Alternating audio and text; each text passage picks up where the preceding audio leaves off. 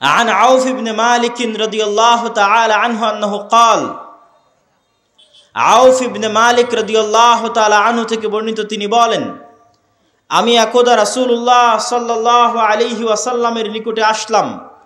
রাসূল সাল্লাল্লাহু আলাইহি ওয়াসাল্লাম আমাকে কিয়ামতের আলামত গণালেন, আমার হাতে গণালেন। তার মধ্যে একটি আলামত রাসূল সাল্লাল্লাহু আলাইহি ওয়াসাল্লাম বললেন সায়াকুনু হুদনাতুন মা'আর রোম, ইয়ানি সাতাকুনু হুদনাতুন বাইনাল মুসলিমিনা ওয়ার রোম। রোমান খ্রিস্টানদের সাথে মুসলমানদের একটি চুক্তি হবে, আর রোমান খ্রিস্টানেরা এবং মুসলমানেরা চুক্তিবদ্ধ হয়ে তৃতীয় কমন শত্রুর বিরুদ্ধে যুদ্ধ করবে, তথা রোমান খ্রিস্টানদের শত্রু আর মুসলমানদের শত্রু এক। তৃতীয় কমন শত্রুর বিরুদ্ধে মুসলমানেরা যুদ্ধ করবে। এই যুদ্ধে রোমান খ্রিস্টান এবং মুসলমানেরা বিজয়ী হবে। বিজয়ী হওয়ার পর একজন খ্রিস্টান দাঁড়িয়ে বলবে যে আমরা আজকে বিজয়ী হয়েছি লিহাজা সলিব, এই ক্রুশের কারণে, গলায় ঝুলানো ক্রুশ দেখিয়ে বলবে এটার কারণে আজকে আমরা বিজয়ী হয়েছি। তখন একজন মুসলমানের আঁতে ঘা লাগবে, সে দাঁড়িয়ে উঠে তার ক্রসটা ভেঙে দিবে। যখন ভেঙে দিবে তখন রোমান এবং মুসলমানেরা পরস্পরের বিরুদ্ধে যুদ্ধ করার জন্য দাঁড়িয়ে যাবে। রোমান খ্রিস্টান এবং মুসলমানেরা। সেই যুদ্ধের বর্ণনা রাসূলুল্লাহ সাল্লাল্লাহু আলাইহি ওয়াসাল্লাম হাদিসে বিস্তারিত বর্ণনা করছেন। عن أبي هريرة رضي الله تعالى عنه أنه قال رسول الله صلى الله عليه وسلم আবু হুরায়রা রাদিয়াল্লাহু তাআলা আনহু থেকে বর্ণিত তিনি বলেন রাসূল সাল্লাল্লাহু আলাইহি ওয়াসাল্লাম বলেছেন লা তাকুমুস সাআহ, কিয়ামত ততদিন পর্যন্ত সংঘটিত হবে না হাত্তা ইয়ানজিলার রোম বিল আ'মাক আও বিদাবিক, যতক্ষণ না রোমান খ্রিস্টানেরা অবতীর্ণ না হচ্ছে সিরিয়ার আমাক এবং দাবেক নামক জায়গায়।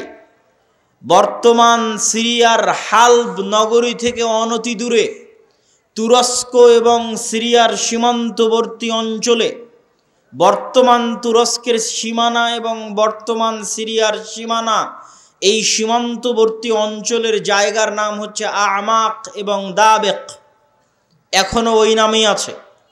এই আমাক এবং দাবেক জায়গায় যতক্ষণ না রোমান খ্রিস্টানেরা অবতীর্ণ না হবে মুসলমানদের বিরুদ্ধে, ফায়াখরুজু ইলাইহিম জাইশুম মিনাল মাদিনাহ, আর তাদের বিরুদ্ধে যুদ্ধ করার জন্য মদিনা মুনাওয়ারা থেকে মুসলমানদের একটি সেনাবাহিনী রওনা হবে। রাসূলুল্লাহ সাল্লাল্লাহু আলাইহি ওয়াসাল্লাম বলছেন মদিনা মুনাওয়ারা থেকে বের হওয়া সেই মুজাহিদ বাহিনী খিয়ারু আহলিল আরজ, তৎকালীন বিশ্বের সর্বোত্তম, সবচেয়ে শ্রেষ্ঠ, সবচেয়ে দামি, সবচেয়ে আল্লাহওয়ালা পরহেজগার মানুষ হবে। মদিনা মুনাওয়ারা থেকে ওই দিন যারা বের হবে যুদ্ধের জন্য, সিরিয়ার মাটিতে যুদ্ধ করার জন্য, রাসূলুল্লাহ সাল্লাল্লাহু আলাইহি সাল্লাম বলছেন খিয়ারু আহলিল আরজ, তৎকালীন বিশ্বের সর্বশ্রেষ্ঠ আল্লাহওয়ালা পরহেজগার মানুষেরা সেই দিন মদিনা থেকে বের হবে, মদিনা মুনাওয়ারা থেকে বের হবে যুদ্ধের জন্য।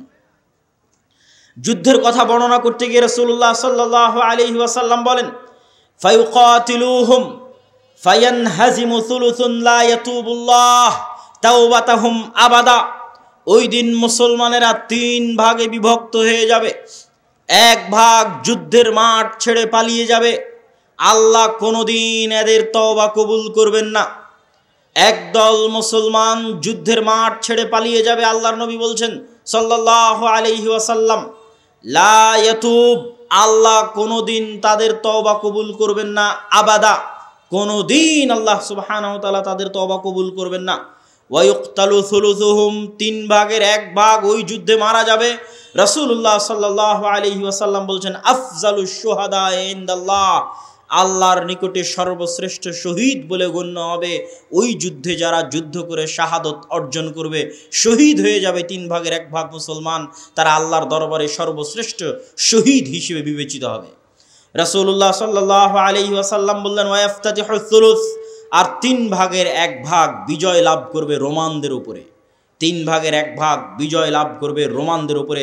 লা ইফতানুনা আবাদান, এরা কোনো দিন আর কিয়ামত পর্যন্ত ফিতনায় পতিত হবে না।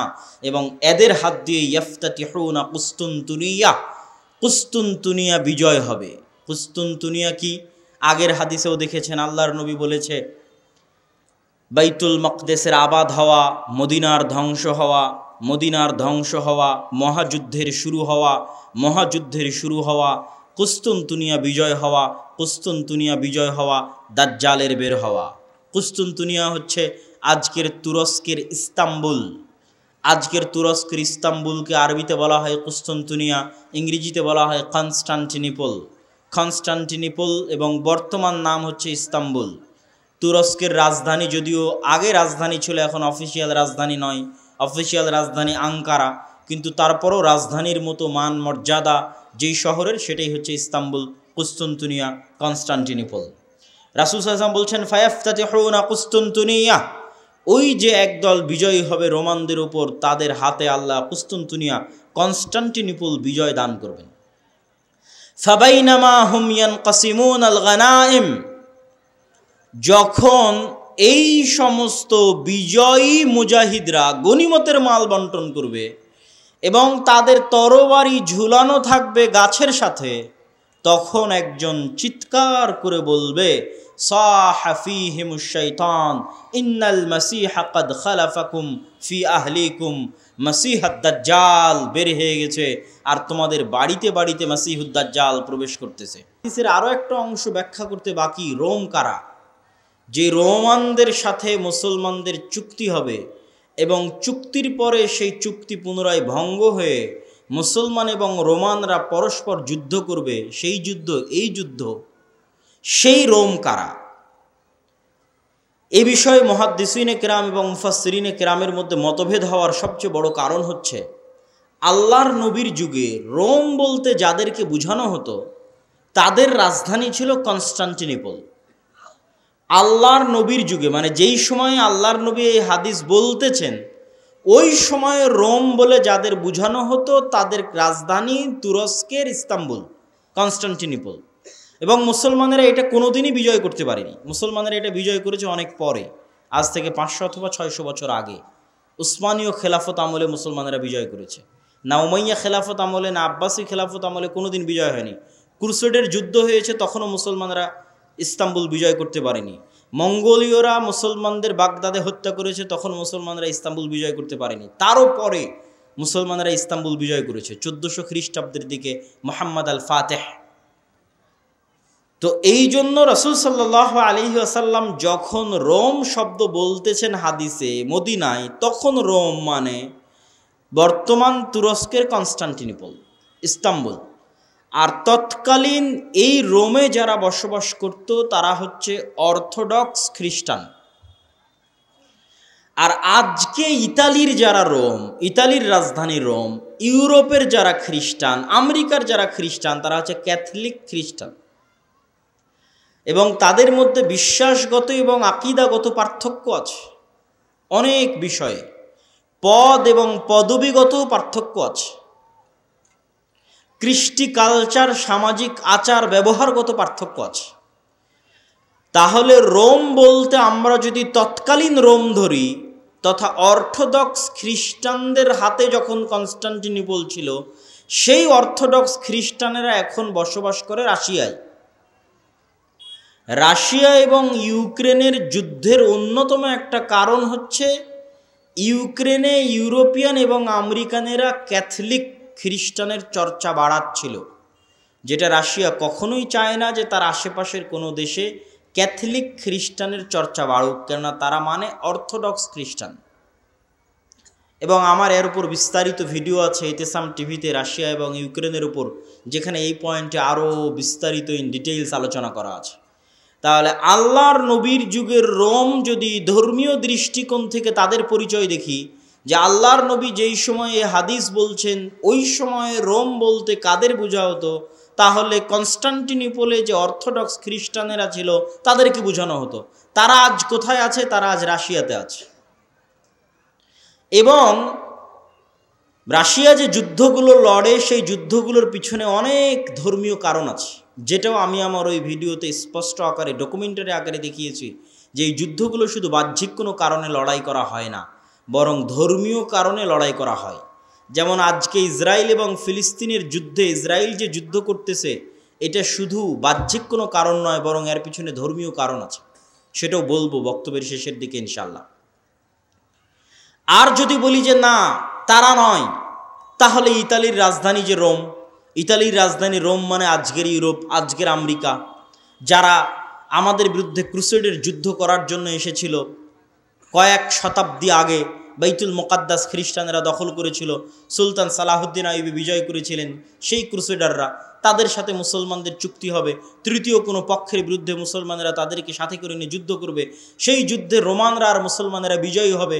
তারপরে রোমানদের একজন বলবে এই ক্রুশের কারণে বিজয়ী হয়েছিলাম, এক মুসলমান উঠে ভেঙে দিবে, তখন আবার তারা পরস্পর মুখোমুখি দাঁড়িয়ে যাবে, আর এই যুদ্ধ হচ্ছে মালহামা, যেটা সিরিয়াতে হবে। আজকের যে ফিলিস্তিন, আজকের যে ইসরায়েল, এগুলোও সিরিয়া, আজকের যে জর্ডান, এগুলোও সিরিয়া, সেই যুদ্ধ হবে সিরিয়াতে। আর ওই যুদ্ধে মুসলমানদের হেডকোয়ার্টার হবে গোতা নামক জায়গায়, যে গোতা নামক জায়গাটি হচ্ছে সিরিয়ার রাজধানী দামেস্ক থেকে অনতি দূরে। আর সেই যুদ্ধে রোমানদের হেডকোয়ার্টার হবে আমাক এবং দাবেক নামক জায়গায়, যা বর্তমান সিরিয়া এবং তুরস্কের সীমান্তবর্তী অঞ্চলে এখনও সেই নামে সেই জায়গা পরিচিত এবং জানা যায়। সম্মানিত উপস্থিতি, আজকে দাজ্জালের যে লম্বা হাদিস আছে, সেই লম্বা হাদিস থেকেও দুই একটা পয়েন্ট বলে এই মাটি, এই অঞ্চলের গুরুত্ব বুঝানোর আজকের এই পর্বের আলোচনার আমরা শেষের দিকে চলে যাব ইনশাল্লাহ। দাজ্জালের হাদিস আপনারা সকলেই জানেন, কিন্তু সেই হাদিসে যে জায়গাগুলোর কথা দাজ্জাল বলেছে আমরা সেটাই একটু সংক্ষিপ্তভাবে তুলে ধরব। আপনারা তামিম আদ-দারি রাদিয়াল্লাহু তাআলা আনহুর বিখ্যাত হাদিস, যদি শ্রদ্ধেয় শায়েখ আব্দুর রাজ্জাক বিন ইউসুফ তার বক্তব্য শুনে থাকেন তাহলে শুনতে আরও মজা লাগবে, কিন্তু আমি শুধু ব্যাখ্যা করব। তারা নৌকা নিয়ে সফরে বের হয়েছিলেন, 1 মাস সমুদ্রের মধ্যে ঘুরপাক খেতে থেকেছেন। ঘুরপাক খেতে খেতে যখন একটা দ্বীপে গিয়ে ঠেকেছেন, সেই দ্বীপে তাদের সাথে দাজ্জালের সাক্ষাৎ হয়েছে। দাজ্জালের সাক্ষাৎ হওয়ার আগেও একটা বড় অদ্ভুত জন্তু সেখানে দায়িত্ব পালন করছিল, সেই অদ্ভুত জন্তু নিজেকে পরিচয় দিয়েছে যে আমি হচ্ছি গোয়েন্দা, আনাল জাসসাসা। তারপরে সেই অদ্ভুত জন্তু তাদেরকে বলেছে তোমরা যার কাছে এসেছো তিনি এই দিকে আছে, এগিয়ে যাও। সেখান থেকে এবার আমি আপনাদেরকে এখান থেকে পড়ে শোনাচ্ছি যে ওখানে দাজ্জাল কি বলছে এবং সেই জায়গাগুলো কোথায়। দাজ্জাল বলছে, জিজ্ঞেস করছে, আসআলুকুম আন নাখলিহা আন নাখলে বাইসান আখবিরুনি আন নাখলে বাইসান। বাইসান নামক খেজুর বাগান সম্পর্কে আমাকে তোমরা সংবাদ দাও। কুলনা আন আইয়ি শানিহা তাস্তাখবির। বাইসান নামক খেজুরের বাগান সম্পর্কে তুমি কি জানতে চাও? তখন দাজ্জাল উত্তরে বলছে, আসআলুকুম আন নাখলিহা। বাইসান নামক খেজুর বাগানে এখন খেজুর হয় কিনা এ বিষয়ে আমাকে জানাও। হাল ইউসমির আমলা। তখন ওই তামিম আদ-দারি রাদিয়াল্লাহু তাআলা আনহু এবং তার সাথে যারা গেছে তারা উত্তরে বললেন, কুলনা নাআম, এখনো সেখানে খেজুর হয়। তখন দাজ্জাল উত্তরে বলছে, আমা ইন্নাহু ইউশিকু আল্লা তুসমির। জেনে রাখো অচিরেই সেই বাইসান নামক খেজুর বাগানে খেজুর হবে না। ক্বালা আখবিরুনি আন বুহাইরা আত-তাবারিয়া। তোমরা আমাকে বুহাইরা আত-তাবারিয়া, তাবারিয়া লেক, তাবারিয়া খাল সম্পর্কে জানাও। কুলনা আন আইয়ি শানিহা তাস্তাখবির। তাবারিয়া খাল সম্পর্কে তোমাকে কি বলবো? ক্বালা হাল ফিহা মা। সেখানে কি পানি আছে? তখন উত্তরে বলছে, হিয়া কাসীরাতুল মা, অনেক বেশি পানি আছে। ক্বালা আমা ইন্নামা ইউশিকু আন ইয়াযহাব। জেনে রাখো অচিরেই সেই খালে পানি থাকবে না। ক্বালা আখবিরুনি আন আইনি যুগর। আইনে যুগর সম্পর্কে আমাকে জানাও। ক্বালু আন আইয়ি শানিন তাস্তাখবির। তুমি আইনে যুগর সম্পর্কে কি জানতে চাও? বলে আইনে যুগরে কি এখনো পানি আছে? সেখান থেকে কি মানুষজন পানি নিয়ে চাষাবাদ করে? তখন আমরা বললাম, হ্যাঁ, হিয়া কাসীরাতুল মা, এখনো মানুষ সেখান থেকে পানি নিয়ে চাষাবাদ করে। তখন সে উত্তরে বলল, অচিরেই সেখানে পানি থাকবে না। তখন বলছে, আখবিরুনি আন নাবিয়্যিল উম্মিয়িন। উম্মিয়িনদের নাবী সম্পর্কে আমাকে জানাও। অশিক্ষিত মূর্খ যারা লেখা জানে না, পড়া জানে না, তাদের জন্য যে নবী প্রেরণ করা হয়েছে সেই নবী সম্পর্কে আমাকে জানাও। এই মর্মে কথা সামনের দিকে আগাতে থাকলো। সম্মানিত উপস্থিতি, এখানে 3টে জায়গার কথা বলেছে দাজ্জাল। আশ্চর্যজনক হলেও সত্য যে আজকের পৃথিবীতে এই 3টি জায়গায়, তন্মধ্যে বাইসান নামক খেজুরের বাগান এবং জোগার নামক ঝর্ণা, এই 3টাকে এক্সাক্ট চিহ্নিত করা খুব কঠিন হয়ে যায়। বিশেষ করে আইনে জোগারকে এক্সাক্ট চিহ্নিত করা যে এইটা আইনে জোগার, এটার বিষয়ে নিশ্চিত কেউ গবেষকরা এখন পর্যন্ত তথ্য দিতে পারেনি। কিন্তু বাইসান খেজুরের বাগান সম্পর্কে মোটামুটি ধারণা পাওয়া যায় যে এই খেজুরের বাগান হচ্ছে বাইসান খেজুরের বাগান। আর বহায়রা আত-তাবারিয়াহ এটা এত প্রসিদ্ধ, এত ব্যাপক, এত পরিচিত যে সবাই জানে। এমনকি ইসরায়েলে সারা পৃথিবী থেকে শত শত খ্রিস্টান এই বহায়রা আত-তাবারিয়া দেখার জন্য যায়। এই জন্য দেখার জন্য যায়, তারা মনে করে তাদের তাওরাত, তাদের বাইবেলে ঈসা আলাইহিস সালাতু ওয়াস সালামের যত মোজেজার কথা বলা আছে, সকল মোজেজা তিনি দেখিয়েছিলেন বহায়রা তাবারিয়ার উপরে অথবা বহায়রা তাবারিয়ার পাশে। সেই মোজেজা যদি হয় অন্ধ ব্যক্তিকে চক্ষুস্মান করে দেওয়া, সেই মোজেজা যদি হয় টাকওয়ালা ব্যক্তির মাথায় চুল গজিয়ে দেওয়া, সেই মোজেজা যদি হয় মৃত ব্যক্তিকে জীবিত করা, এগুলোর অধিকাংশ মোজেজা তাদের বিশ্বাস অনুযায়ী ঈসা আলাইহিস সালাতু ওয়াস সালাম এই লেক, এই খালের পাশে অথবা তার উপরে তিনি করে দেখিয়েছিলেন, এই জন্য তারা দেখতে আসে। এবং এইটা চলমান বর্তমান ইসরায়েলের সীমানার অন্তর্ভুক্ত। এবং আনুমানিক গবেষণা অনুযায়ী বাইসানের খেজুরের বাগান এবং জোগারের ঝর্ণা এবং তাবারিয়ার লেক 3টাই বর্তমান ইসরায়েলের সীমানার অন্তর্ভুক্ত, যেই জায়গাগুলোর কথা এই হাদিসে দাজ্জাল তামিম আদ-দারি রাদিয়াল্লাহু তাআলা আনহুকে জিজ্ঞেস করতেছে। তাহলে একদম যদি আমরা সামারি এবং সারমর্ম করি, তাহলে কিয়ামতের পূর্ব মুহূর্তে যা যা সংঘটিত হবে সব বড় বড় ঘটনা এই মাটিতে, এই জমিনে সংঘটিত হবে, শামের মাটিতে সংঘটিত হবে। আল মসজিদুল আকসা, বাইতুল মুকাদ্দাস কেন্দ্রিক যে এরিয়া, যে জগৎ, যে দেশ, সেখানে সংঘটিত হবে। এবং আমি আমার অতীতের বক্তব্যগুলোতে বলেছি যে বাইতুল মুকাদ্দাসই একমাত্র কারণ পৃথিবীর, যেই কারণে পৃথিবীর 90% মানুষ যুদ্ধে জড়িয়ে যেতে পারে, যেই কারণে পৃথিবীর 90% মানুষ যুদ্ধে জড়িয়ে যেতে পারে, তার অন্যতম একটি কারণ হচ্ছে মসজিদ আকসা। কেননা পৃথিবীর তিনটা ধর্মের মানুষ এই মসজিদের দাবিদার। ইহুদিরা দাবিদার, খ্রিস্টানেরা দাবিদার, আমরা মুসলমানেরা দাবিদার। যেহেতু 3টা ধর্মই আসমানি দিন, আসমান থেকে এসেছে, 3টা ধর্মের গ্রন্থই আসমানি গ্রন্থ, ওই 2টা গ্রন্থে বিকৃতি এসেছে, ওই 2টা ধর্মে বিকৃতি এসেছে। ইসলামে বিকৃতি আসেনি, কোরআনে বিকৃতি আসেনি। কিন্তু যেহেতু একই জায়গা থেকে আগত, এই জন্য ঘটনা, আকিদা, বিশ্বাস, কাহিনী অনেক কিছুই সেম এবং কমন।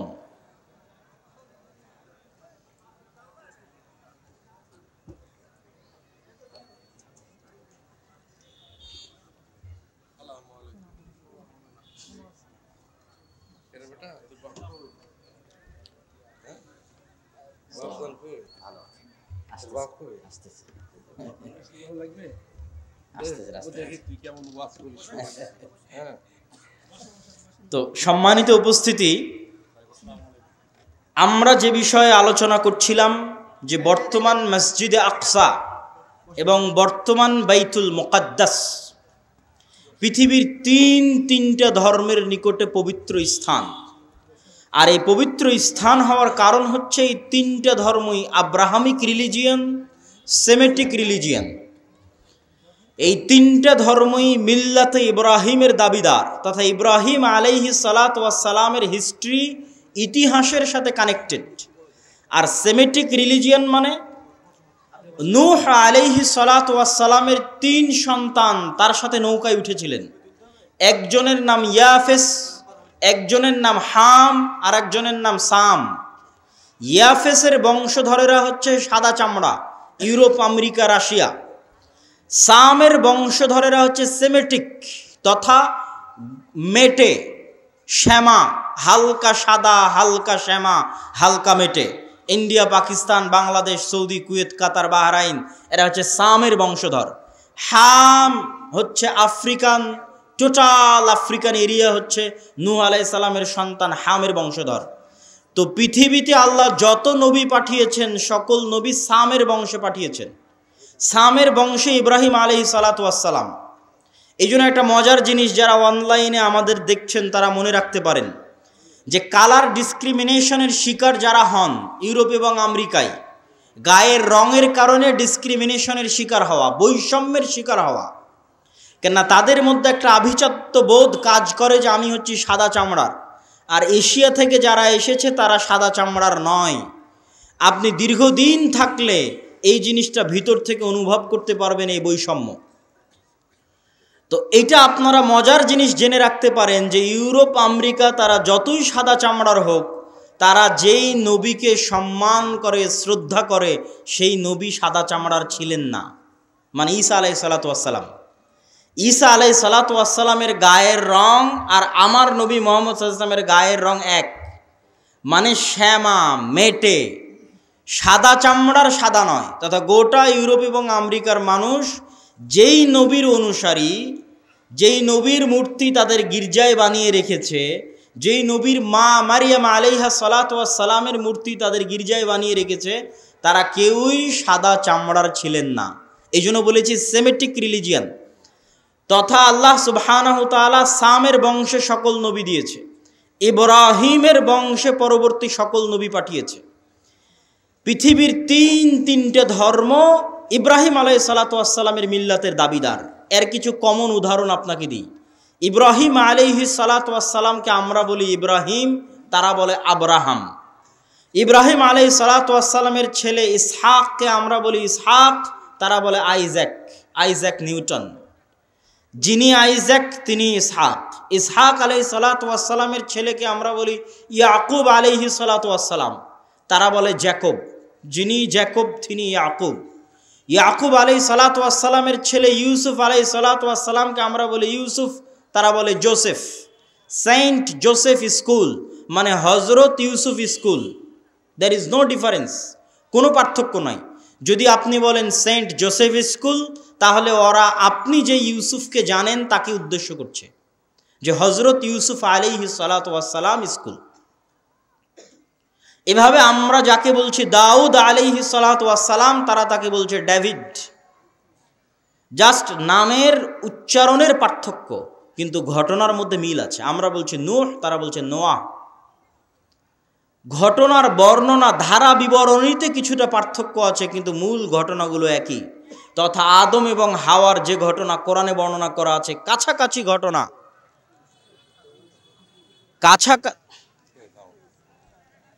কেমন আছে?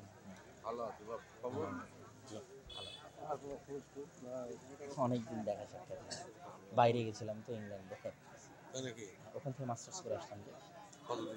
1 বছরে একটা মাস্টার্স করে আসলাম ইংল্যান্ড থেকে। জি, ইসলামিক ব্যাংকের উপর, ইসলামিক ব্যাংকিং সিস্টেম। এই তানজিল ভাই, আব্বুকে ডেকে নিয়ে আসে, নিয়ে আসতেছেন? হ্যাঁ বলতেছি, বক্তব্য শেষের দিকে চলে যাচ্ছি, দেখেন। হ্যাঁ হ্যাঁ বলবো ইনশাল্লাহ, আমি বুঝাবো, বক্তব্যের মধ্যে বলবো।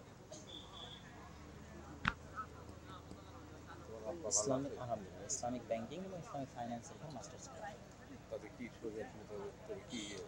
আমার বুঝে তো মনে হয় না সেটা সব ভালো। ইসলামী ব্যাংকে টাকা নেওয়া তো দেখি কি করে হাট কাপলা পড়ে।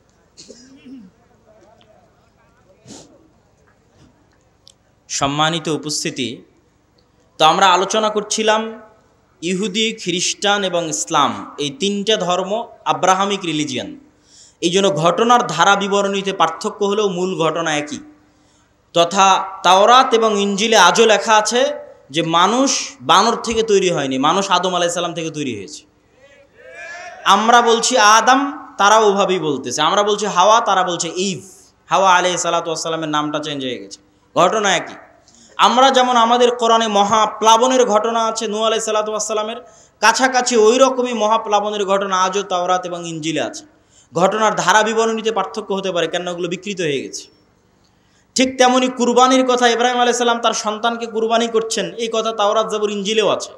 কিন্তু তারা পরিবর্তন করে দিয়েছে যে ইব্রাহিম আলাইহিসসালাম ইসহাক আলাইহিসসালামকে কুরবানি করছেন, আর কোরআন বলছে ইব্রাহিম আলাইহিসসালাম ইসমাইলকে কুরবানি করছেন। তো যাক, আমরা সরাসরি বাইতুল মুকাদ্দাসের দিকে চলে আসি এবং আমার বক্তব্যের শেষের দিকে এগিয়ে যাওয়ার চেষ্টা করব। তো ইব্রাহিম আলাইহিসসালামের দুই সন্তান ইসহাক এবং ইসমাইল, আজকের পুরো পৃথিবীর ইসরায়েল কেন্দ্রিক যে পলিটিক্স, ফিলিস্তিন কেন্দ্রিক যে পলিটিক্স, এটা যদি বুঝতে চান তাহলে আপনাকে এই জিনিসটা ক্লিয়ার কনসেপ্ট রাখতেই হবে যে আসলে কেন এই জিনিসগুলো ঘটতেছে। তো ইব্রাহিম আলাইহিসসালামের দুই সন্তান ইসহাক এবং ইসমাইল। ইসহাক আলাইহিসসালাম হচ্ছেন সারা আলাইহিসসালামের সন্তান, আর ইসমাইল হচ্ছে হাজেরা আলাইহিসসালামের সন্তান। ইব্রাহিম আলাইহিসসালাম সারার সন্তান ইসহাককে নিয়ে থাকতেন জেরুজালেমে। ইব্রাহিম আলাইহিসসালাম থাকতেন কোথায়? জেরুজালেমে। আল্লাহ কোরআনে বলছেন নাজ্জাইনাহু ওয়া লূতান ইলাল আরদিল্লাতী বারাকনা ফিহা লিল আলামিন। আমি ইব্রাহিমকে আশ্রয় দিয়েছি এই মাটিতে, লূতকে আশ্রয় দিয়েছি এই মাটিতে, যেই মাটিতে আমি বরকত রেখেছি সারা পৃথিবীর মানুষের জন্য, ওই মাটি জেরুজালেমের মাটি। লূত আলাইহিসসালামের শহর উল্টিয়ে দেওয়ার পরে আল্লাহ তাকে আশ্রয় দিয়েছেন জেরুজালেমে। আর ইব্রাহিম আলাইহিসসালাম তিনি যখন ইরাক থেকে হিজরত করে এসেছেন তখন আল্লাহ সুবহানাহু ওয়া তাআলা তাকে আশ্রয় দিয়েছেন জেরুজালেমে। তার বাপ আজর তাকে ইরাকের ব্যাবিলন নগরী থেকে তাড়িয়ে দিয়েছিলেন। তাহলে ইব্রাহিম আসলেন জেরুজালেমে, লূত আসলেন জেরুজালেমে। ইব্রাহিমের সন্তান ইসহাক ছিল জেরুজালেমে, ইসহাকের সন্তান ইয়াকুবও ছিল জেরুজালেমে। আর ইব্রাহিম আলাইহিসসালাম আরেক সন্তান ইসমাইলকে রেখে আসলেন 1500 কিলোমিটার দূরে মক্কায় কাবা ঘরের পাশে। তাহলে একই সাথে একই সময়ে আল্লাহ ইব্রাহিম আলাইহিসসালামের দুই সন্তানকে দিয়ে পৃথিবীর দুইটা মসজিদ আবাদ করাচ্ছেন। আল্লাহর নবী এবং পবিত্র কোরআন বলছে ইন্না আউওয়ালা বাইতিন উযিআ লিন-নাস বিবাক্কা, পৃথিবীর বুকে প্রথম মসজিদ তৈরি হয়েছে মক্কায় আল্লাহর ইবাদতের জন্য। আর আল্লাহর নবী বলছেন মক্কার 40 বছর পর, কাবার 40 বছর পর মসজিদ তৈরি হয়েছে আল মসজিদ আল আকসা, বাইতুল মুকাদ্দাস। তাহলে ইব্রাহিম আলাইহিসসালামের এক সন্তান ইসহাক এবং তার বংশধরেরা আবাদ করছে মসজিদ আকসা, আর ইব্রাহিম আলাইহিসসালামের আরেক সন্তান ইসমাইল এবং তার বংশধরেরা আবাদ করছে কাবা, একই সময়ে একই সাথে। আর ইব্রাহিম আলাইহিসসালাম নিজে জেরুজালেম থেকে মক্কায় যাতায়াত করেছে 4 থেকে 5 বার। একবার হাজেরা আলাইহিসসালাম এবং ইসমাইলকে রাখতে গেছেন, একবার জবাই করতে গেছেন, একবার কাবা ঘর তৈরি করতে গেছেন, একবার ছেলেকে এমনি দেখতে গেছেন, পাননি, স্ত্রীকে তালাক দিয়ে আসতে বলেছেন। লম্বা ঘটনা সহিহ বুখারীতে পাবেন। তাহলে ইব্রাহিম আলাইহিসসালাম পৃথিবীর একমাত্র নবী যিনি একই সাথে এই দুইটা পবিত্র মসজিদের সাথে কানেক্টেড, একই সাথে। হুয়া ইব্রাহিম আলাইহিসসালাম, তিনি ইব্রাহিম আলাইহিসসালাম 5 বার মক্কা থেকে ফিলিস্তিন জেরুজালেম যাতায়াত করেছেন।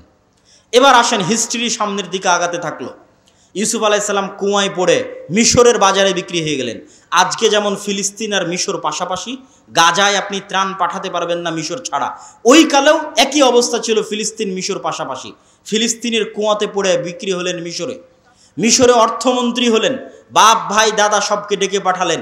70 জনের পরিবারের বিশাল বহর নিয়ে ইয়াকুব আলাইহিসসালাম গেলেন মিশরে।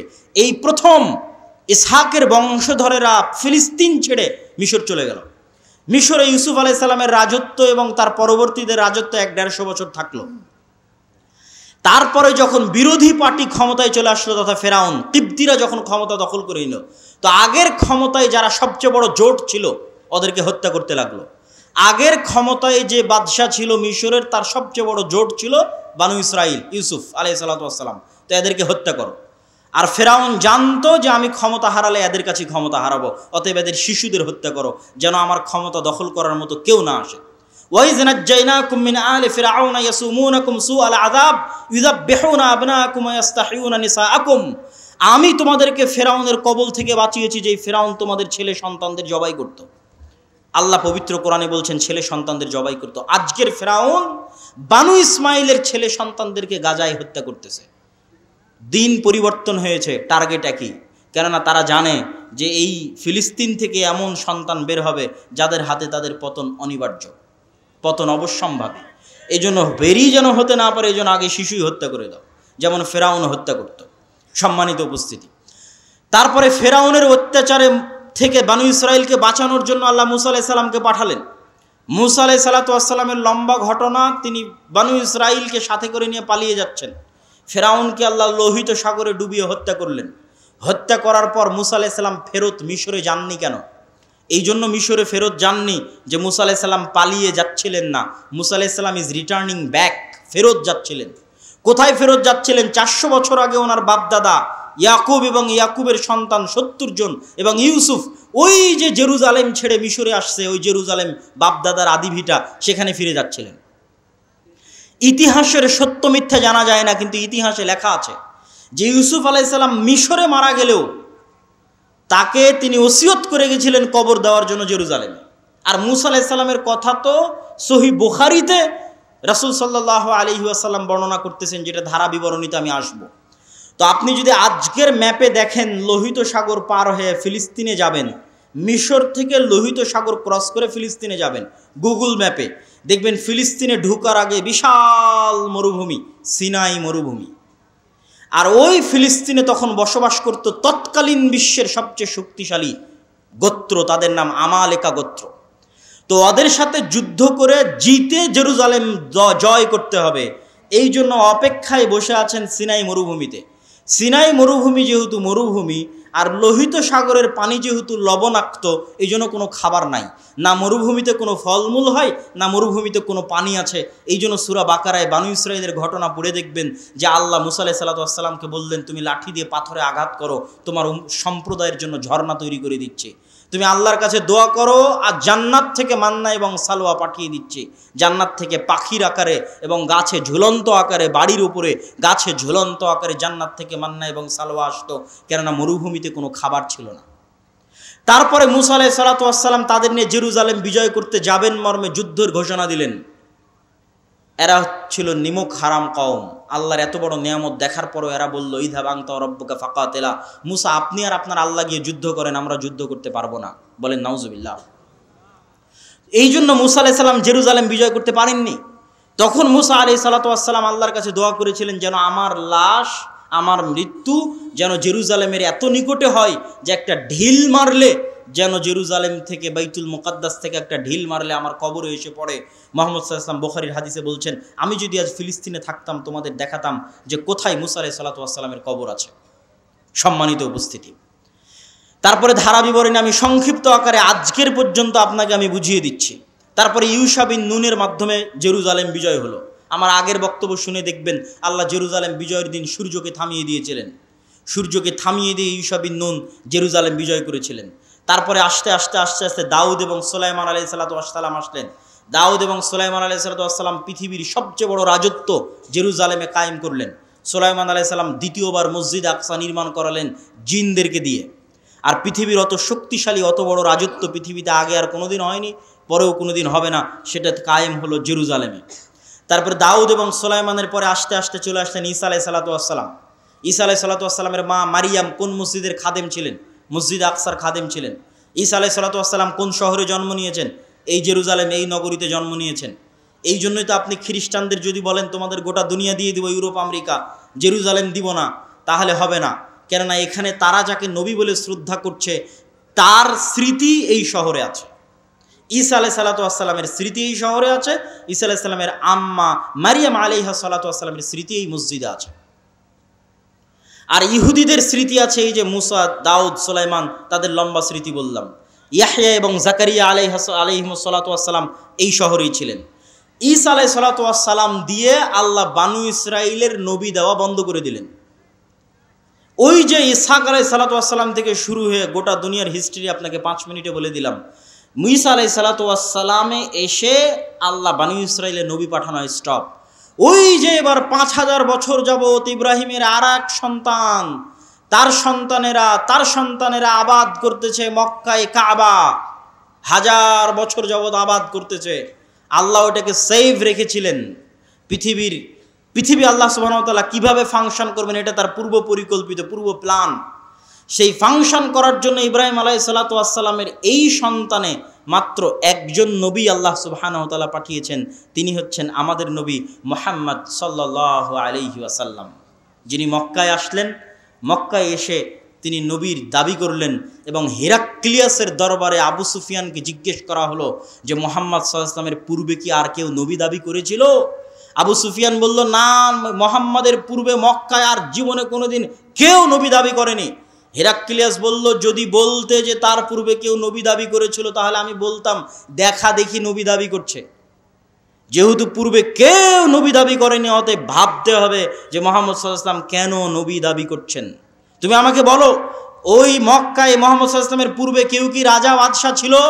আবু সুফিয়ান বলছে, না, কেউ তো রাজা বাদশাহ ছিল না। 1000 বছর যাবৎ আমরা জানি না যে এই বংশে এই অঞ্চলে কোনোদিন রাজত্ব ছিল, বরং আজীবন এরা রোমান এবং পারস্য এম্পায়ারের অধীনে তাদের জীবন কাটেছে। ওখানে কোনোদিন রাজত্ব তৈরি হয়নি, মক্কা কেন্দ্রিক কোনো রাজত্ব তৈরি হয়নি। তখন বলছে, তাহলে তো অবশ্যই ভাবতে হয়, যদি তুমি বলতে এখানে কোনোদিন রাজা ছিল তাহলে আমি বলতাম যে বাপের দেখা দেখি বাপদাদার সম্পত্তি, বাপদাদার রাজত্ব ফিরে পাওয়ার জন্য এখন নিজে নবুয়তের দাবি করছে। যেহেতু মক্কা কেন্দ্রিক কোনোদিন রাজত্ব তৈরি হয়নি, মক্কায় কোনোদিন কেউ নবী দাবি করেনি, আবার তোমরা বলছো যে ওখানে ইব্রাহিমের সুন্নাত পাওয়া যায়, মানে হেরাক্লিয়াস স্বপ্নে দেখেছিল আরবদের মধ্যে যারা খাতনা করে। হেরাক্লিয়াস সব পাদ্রীদের ডেকে বলছে, কারা খাতনা করে? পাদ্রীরা বলল, শুধু ইহুদিরা খাতনা করে। বললাম, না, আমি স্বপ্নে দেখেছি আরবদের মধ্যে কারা খাতনা করে। আরবদের মধ্যে কেউ খাতনা করে আমি তো জানি না। তখন আবু সুফিয়ানকে ডেকে নিয়ে এসে জানা গেল মক্কার কুরাইশরা যুগ যুগ ধরে খাতনা করে আসতেছে। কেন? মক্কার কুরাইশদের আদি পিতা তো ইসমাইল আলাইহিসসালাতু ওয়াসসালাম, যিনি ইব্রাহিমের সন্তান। এটা ইব্রাহিমের সুন্নাত, মিল্লাতে ইব্রাহিমের সুন্নাত। সম্মানিত উপস্থিতি, এই জায়গায় হলো সুপারিয়রিটিতে ধাক্কা। ইহুদি এবং বানু ইসরাইলের যে সুপারিয়রিটির থিওরি, পৃথিবীর মাত্র 2টা জাতি এত ভয়ঙ্কর সুপারিয়রিটিতে বিশ্বাস করে যা পৃথিবীর আর কোনো জাতি বিশ্বাস করে না, একটা ব্রাহ্মণ আর একটা ইহুদি। হিন্দুদের মধ্যে যে 4টা গ্রুপ আছে তার মধ্যে একটা হচ্ছে ব্রাহ্মণ। তারা বিশ্বাস করে যে তারা হচ্ছে খোদার মাথা থেকে, তাদের প্রভুর মাথা থেকে সৃষ্টি হয়েছে, এই জন্য তাদের সম্মান মর্যাদা সবার উপরে, বাকি সব তাদের গোলাম। শূদ্র বৈশ্য ক্ষত্রিয় যা আছে সব তাদের গোলাম।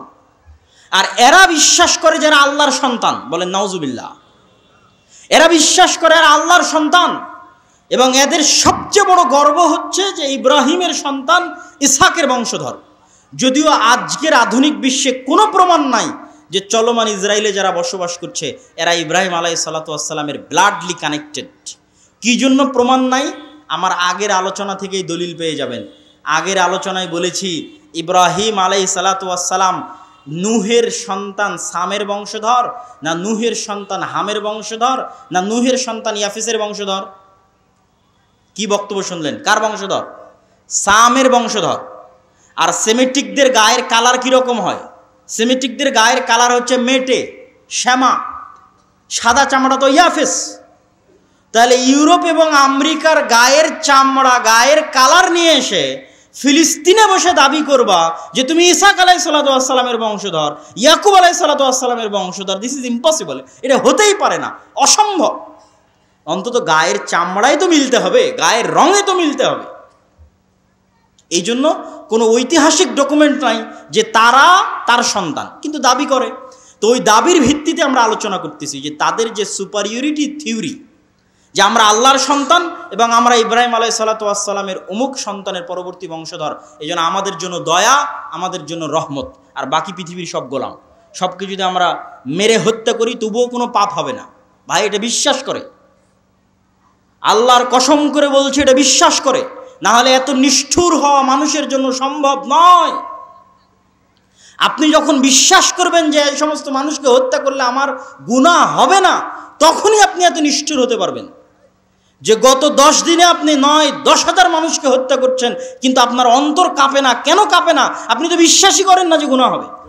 ওই যে সুপারিয়রিটি থিওরি, সারা পৃথিবীর সব মানুষকে যদি হত্যা করে দেওয়া হয় তবুও তাদের দৃষ্টিতে তারা গুনাহগার হবে না, কেন? তারা হচ্ছে আল্লাহর সন্তান আর বাকি সব হচ্ছে গোলাম। এই হচ্ছে তাদের বিশ্বাস। এই সুপারিয়রিটি থিওরিতে সবচেয়ে বড় ধাক্কা দিয়েছে মুহাম্মদ সাল্লাল্লাহু আলাইহি ওয়াসাল্লাম। কেন? মুহাম্মদ সাল্লাল্লাহু আলাইহি ওয়াসাল্লামও বললেন আমি ইব্রাহিমের বংশধর। কথা কি আমার বুঝতে পারছেন? মুহাম্মদ সাল্লাল্লাহু আলাইহি ওয়াসাল্লাম ইব্রাহিমের সন্তান, ইসমাইলের বংশধর, বানু ইসমাইল। আর তারাও জানতো যে আরবে শেষ নবী আসবে। এই জন্য ঈসা আলাইহিসসালাতু ওয়াসসালামের মৃত্যুর পরে অনেক ইহুদি মদিনায় চলে গেছিল। বানু কুরাইজা, বানু কায়নুকা, বানু নাজির সবগুলো চলে গেছিল মদিনায়। তারা অপেক্ষা করছিল তাদের মধ্যে শেষ নবী আসবে, আরবে আসবে, তাদের বংশে আসবে। কিন্তু যখন দেখলো না তাদের বংশে আসলো না, মুহাম্মদ সাল্লাল্লাহু আলাইহি ওয়াসাল্লাম বনি ইসমাইলের বংশে শেষ নবী দাবি করলো, তাহলে মুহাম্মদ সাল্লাল্লাহু আলাইহি ওয়াসাল্লাম দুই দিক থেকে তাদের সুপারিয়রিটিতে আঘাত করলেন। এক, তুমি রক্তে যতই দাবি করো তুমি ইব্রাহিমের বংশধর, তো আমি মুহাম্মদও দাবি করছি আমি ইব্রাহিমের বংশধর, আমি ইসমাইলের বংশধর, অতএব রক্তে আমার উপর তোমার কোনো প্রাধান্য আর থাকলো না, শেষ। আমার উপর তোমার প্রাধান্য রক্তে থাকলো না, এই জিনিসটা তারা বুঝে গেল। এবং তারা এটাও বুঝে গেল যে মুহাম্মদ সাল্লাল্লাহু আলাইহি ওয়াসাল্লামের কওমের জন্য আল্লাহর পক্ষ থেকে তাদের কিতাবে বর্ণিত যত ওয়াদা, যত রহমত, যত বরকত, সব রহমত সব বরকত এবার মুহাম্মদ সাল্লাল্লাহু আলাইহি ওয়াসাল্লাম এবং তার উম্মতের জন্য আসবে। এই জন্য তাদের পৃথিবীতে সবচেয়ে বড় শত্রু হচ্ছে ইসলাম এবং মুসলমানেরা, দুইটা কারণে। অন্যদেরকে তো ওরা বিশ্বাসই করে না যারা ইব্রাহিমের বংশধর, অন্তত তাদের কিতাবে তো ইব্রাহিমের আর এক সন্তান ইসমাইলের নাম লেখা আছে, যে ইব্রাহিমের আর এক সন্তান ইসমাইল, এবং তারা এটা বিশ্বাস করে যে আরবরা হচ্ছে ইসমাইলের বংশধর। এই জন্য এটা হলো তাদের সবচেয়ে বড় ভয়ের কারণ, যে তাদের সুপারিয়রিটি থিওরিতে আঘাত করেছে ইসলাম এবং মুসলমানেরা। সম্মানিত উপস্থিতি, আজকের এই জেরুজালেমে যে ভয়াবহ অবস্থা তৈরি হয়েছে, এই ভয়াবহ অবস্থার পিছনে কারণ কি? আগের যুগের অনেক ইতিহাস আমি অন্য বক্তব্যে আলোচনা করেছি। আজকের এই ভয়াবহ অবস্থা তৈরি হওয়ার পিছনে কারণ আমার ছোট্ট গবেষণায় ঔপনিবেশিক শাসনামল, কলোনিয়াল সিস্টেম, আরবিতে বলে ইস্তেমার। আমরা যারা আজকে এই দেশে বসবাস করছি, যারা আপনারা সামনে বসে আছেন, 1935-1937 সালের আগে আপনাদের বাপদাদারা জমির মালিকই ছিল না। আপনি আজকে যে জমির দলিল নিয়ে দাবি করছেন এই জমি আমার, এই দাবি 35-37-এর আগে এই অঞ্চলের মানুষ করতে পারত না। কেননা আমাদের বাপদাদারা 190 বছর ছিল ব্রিটিশদের গোলাম, তথা আমরা ছিলাম কলোনি, ব্রিটিশের কলোনি। এই জন্য 190 এবং 200 বছর গোলামি করতে করতে আমাদের রক্তের মধ্যে গোলামি ঢুকে গেছে। আর এই দেশ ছেড়ে যখন ব্রিটিশরা গেছে, 3টে দেশে ভাগ করে গেছে, ভারত, বাংলাদেশ, পাকিস্তান। ঠিক সারা পৃথিবীর প্রায় মুসলিম দেশই কোনো না কোনো ইউরোপিয়ান কান্ট্রির কলোনি ছিল। আর এই কলোনিয়াল সিস্টেম কতটা ভয়ঙ্কর ছিল এটা ইউরোপ সফর না করলে আমি